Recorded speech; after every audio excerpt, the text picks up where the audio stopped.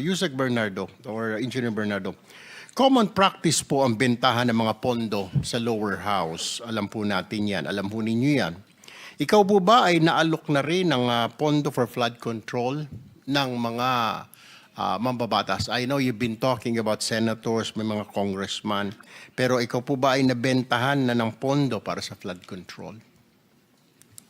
Mr. Chair, as far as I can recall, I cannot remember any time na bentahan po ako niyan sapagkat I think the legislators in the lower house have their own way of dealing with projects, especially to the district engineers and contractors. So, sa district engineer po ang nagkakaroon ng transaction between the lawmaker at saka yung district engineer. Tama po ba ang pagkaintindi ko? Yes po, Mr. Chair. As far as I know po, puro ganun po. Alright.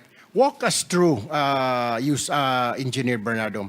Pag nagbaba na po ng pondo, ng budget, ang isang politiko, congressman man yan, sa district, ano po ang nangyayari? Siya rin po ba, tama po ba na siya rin po ang nagsasabi, nagdidictate, ito ang kontratista na gusto kong panalunin mo because siya yung kontratista ang magbibigay ng komisyon kay congressman o sa politiko. Tama po yan. Can you walk us through after na ibaba yung pondo ng mababatas doon sa distrito? What is happening?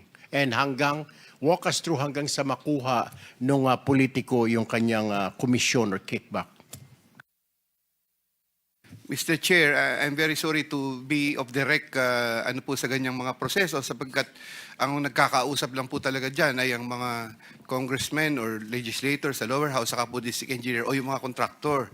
Hindi po ako doon sa kanilang sistema doon kung paano. Ba't naririnig ko pong ganun talaga? Yun po. Okay, let me direct my question now to Engineer Alcantara. Engineer Alcantara, okay, pagbaba po ng pondo ng politiko sa inyo, ano po nangyayari? Tama po ba? Walk us through with this. Pagbaba ng pondo, sasabihin ng politiko, gusto ko sa kontraktor na ito ang mapanalunin mo. Tama po ba yun? Yes, Your Honor. Okay. Ano ho nangyayari? Nagkaroon ho ng bidding, etc. May bidding-biddingan pa kunwari. 3, 4 ang maglalaban-laban para kunwari. Pero mananalo at mananalo yung kontraktor ng politiko. Tama po ba yun? Yes, Your Honor. Alright. Ano ho na mangyayari after that? Kailan na po i-execute yung proyekto? Kailan na ang bigaya na komisyon? Kasi may mga balita po ako nag-a-advance pa ang ilang politiko. Tama po ba yon na humihingi po ng advance ang politiko? Wala pa po yung pondo, laway pa lang ay nagbibigay na ng advance yung kontraktor.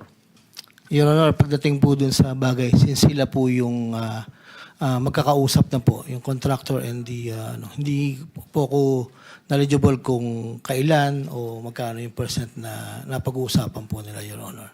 Pero pagbaba ng pondo, ano ho nangyayari? Pakikwento lang po sa amin hanggang sa ma-execute, kung i-execute ngayon yung proyekto. Opo, pagbaba po ng pondo, pupunta na po yung mga contractor po sa office. At mag-confirm naman po na yun daw po ay ibinigay sa kanila. So, makipag-usap naman po sila doon sa coordinator for the procedure of the bidding. And then, ibibid po, i-implement, doon po nangyayari. Pero yung bigayan po nung obligasyon, since sa amin po ang nagpapamigay po talaga, hindi naman po kami. Pagka-congressional allocation po, Your Honor. Tinatawagan mo ba yung politiko pag sinabi niyang ito yung contractor ko, DE Alcantara o Engineer Alcantara, ito ang panalunin mo? How would you know na yun talaga ang kontraktor ni congressman o ni senador? Sino? Nagbibigay lang po ng listahan po do sa binibigay ko lang po sa chief of staff ko. Ito yung designated na gusto nila. Ilan po yun. Okay. Tama rin po ba na para kunwari mayroon ka talagang bidding, masunod lang, para hindi masilip ng COA, kailangan may sumali na 3 at 4 pa na contractor. Pero knowing in advance, kailangan manalo na yung contractor ng politiko na yon. Yes, Sir Honor. Yung mga contractor po na designated, they're the one who will talk to the coordinator po ng mga contractors po, Your Honor. So, yung bidding po na nagaganap ay bidding-biddingan na lang kung tawagin. Most probably, Your Honor. Alright. Okay. Another question po sa kay... With the permission of Senator Go ahead. Kiko, and just on that point, Senator Kiko, is sa recognized. page 18 kasi nung affidavit ni Ginoong Bernardo, nakalagay dito, number 141. In compliance with his order, I forwarded the list to Sec Bonoan. He told me that Undersecretary for Planning shall facilitate and ensure the inclusion of these projects in the NEP.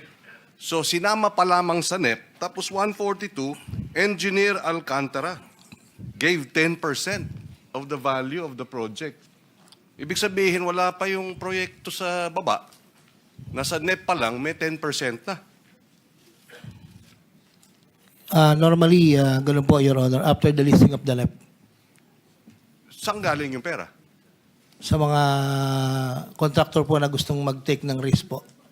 Yun ang nga yung ibig kong sabihin kanina, di ba? May advance na. Kaya yung sinasabi mo na wala kang alam, hindi mo alam, sila nag-uusap, doon pa lang, tama si Senator Pangilinan, may advance na. Sama dito sa statement na binigay na affidavit ni Engineer Bernardo, may advance. Your Honor, i-differentiate ko lang po if you may. Yung pong binabanggit po ni Senator Pangilinan, yun po yung mga special fund po, hindi po yun yung allocable ng congressman, Your Honor.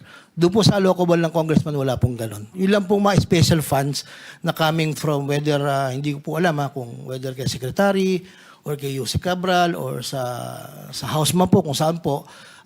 Dalawa po kasi yan, sir, isang allocable po. Yun po yung fixed allocable na naka-allocate po sa district representative. Yun po yung sinasabi ko, sir, na wala pong advance, wala po kaming knowledge. So, yung mga special release po, yung special request po sa department na bumababa rin po sa NEP, that is not part of the allocable of the district representative. Yun po yung merong ganun po, Your Honor. All right, quickly na lang, okay, before I move to Yusek Bisnar ng DPWH. 3 beses ka nabanggit dito sa affidavit ni Engineer Bernardo. Sa line 19, line 21, line 24. Tama po ba ito? Itong sinasabi na third quarter 2024, I asked District Engineer Alcantara to prepare a list. Tapos sa line 21, 1.5 billion submitted by Engineer Alcantara. Tapos dito sa 24, Engineer Alcantara ulit, a 25% commission of about 125 million.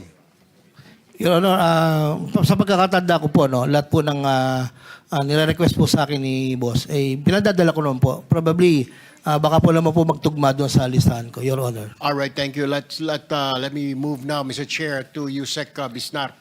Meron pong akong balita na natatanggap na merong move na yung mga dokumento incriminating ranking officials, politiko, minamagic o nawawala sa mga sunog. Tama po ba? Ano na ho nangyayari sa investigasyon na ito? Your Honor, if you're referring po dun sa nasunog sa Bureau of Research and Standards, na-confirm na po doon na wala pong project documents or bidding documents na naapektuhan. Regarding po yung status naman po ng mga documents sa iba't ibang regional and district offices po ng DPWH, ginawa po ni Secretary Vince na ang lahat para ma-secure po ang mga ito. Isa po sa naunang memo po niya, pag-upo po niya noong September, ay digitize ang mga documents at ipa-secure sa mga regional and district officials, Your Honor. Did you take a second look dito sa DPWH Bureau of Research and Standards building sa Nia Road? Kasi po, sir, totoo ba ang balita na natanggap ko sa aking informante na yung DPWH BRS building na sinasabi nyo na wala mga records, ito po ay dating tanggapan ng ex-wife po ni Engineer Bryce Hernandez na si Engineer Mel Clarice Santo Domingo. Did you look at that angle? Titingnan po namin, Titingnan pa Your lang po Honor. ninyo. Hindi po narinig po namin yung information na Alright. yung former wife po ni Engineer Hernandez ay doon po naka-assign Okay? bago po siya nag-submit ng resignation. Pero wala pa pong confirmation kung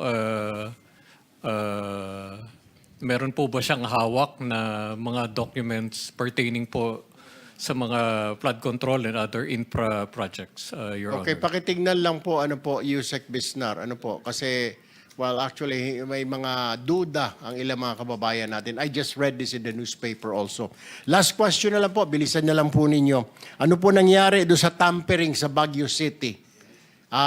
Yung pinasok po yung opisina ninyo sa Baguio City, destruction of documents sa Baguio City District Engineering Office. Bakit daw po? Tinanong nyo na ba yung tao? Bakit sinira? Bakit sino ba yung sa dokumento na yan? Opisyal ba yung sa dokumento na yan? Mambabatas na naman ba yan? Did you ask? Ano ho nangyari? Ilang buwan na ho yan? What's your report? Kukunin ko po yung huling report po doon. Ang nakuha po namin is PNP po ang nag-imbestiga nung alleged tampering. For the meantime po, nirelieve na po si District Engineer Sarate ng Baguio City dahil po dun sa allegation na yun, Your Honor. Kasi nga po, may tampering. Ibig sabihin, may tinatago. Di po ba? Siguro, baka may kumausap po sa kanya. So we really need to look into that, Yusek Bisnar. Ano po, hindi po natin ipalawalang bahala. Kasi marami pong nadadamay dito. Siyempre, marami pong gusto magpalusot at ayaw masama rito. So you really need to take a look into that, okay? Yes, Your Honor. I would need a report from the DPWH. Maraming salamat po, Mr. Chair.